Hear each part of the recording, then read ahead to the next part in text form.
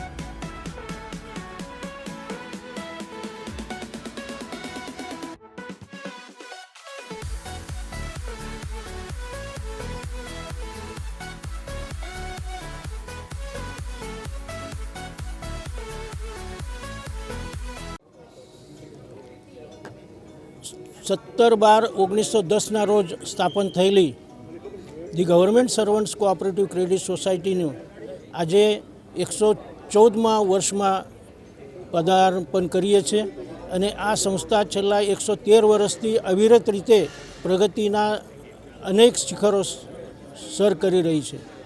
આ સંસ્થાની વાત કરીએ તો શ્રીમંત સર સયાજીરાવ ગાયકવાડની પ્રેરણાથી તત્કાલીન બરોડા સ્ટેટના જે સનદી અધિકારીઓ હતા એ લોકોએ આ સંસ્થાની સ્થાપના કરેલી હતી અને કોઠી બિલ્ડિંગમાં એના બધા અધિકારીઓ બેસતા હતા। શરૂઆતમાં શાસ્ત્રીપોળમાં એક ભાડાના મકાનમાં આ સંસ્થા ચાલતી હતી। 1960માં સંસ્થા વસાહતમાં જે સંસ્થા વસાહત ઊભી થઈ તેમાં અમારી સંસ્થાને પણ એક મકાન ફાળવવામાં આવેલું હતું।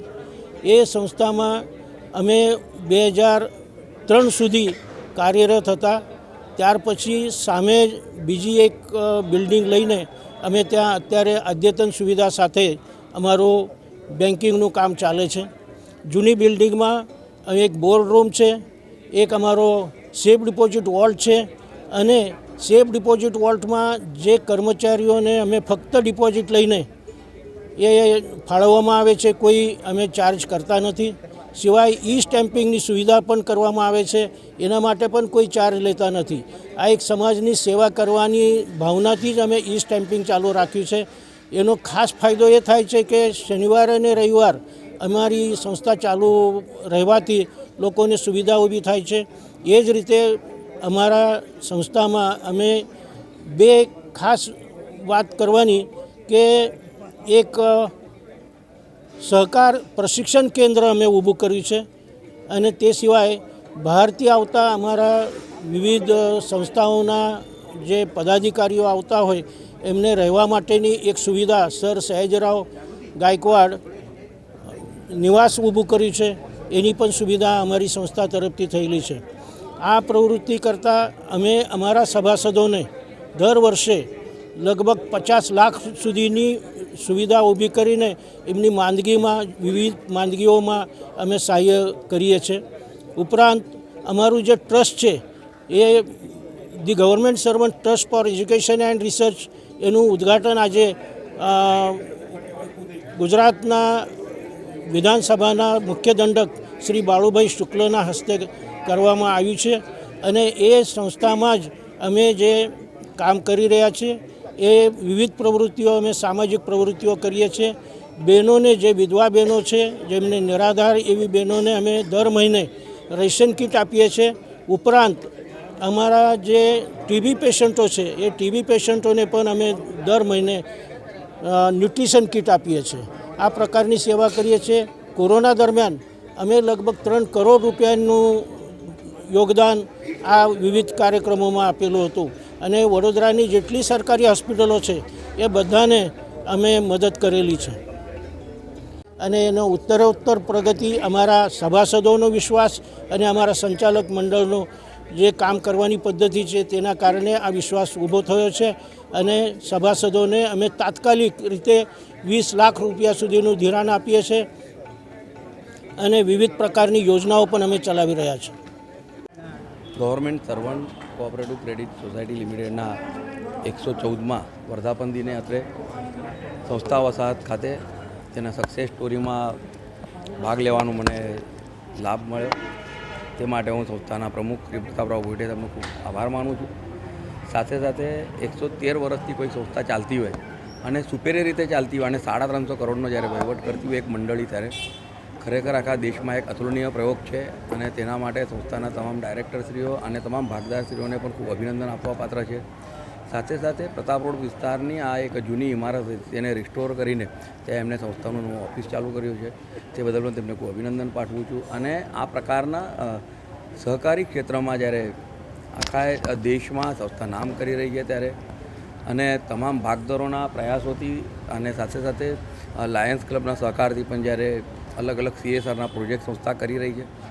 આજે પણ આપણે જોયું તે લાભાર્થી બહેનોને રાશન કીટ આપવાનો પણ કાર્યક્રમ હાથ ધરવામાં આવ્યો છે. તે બદલ પણ સંસ્થાનો ખૂબ ખૂબ આભાર માનું છું.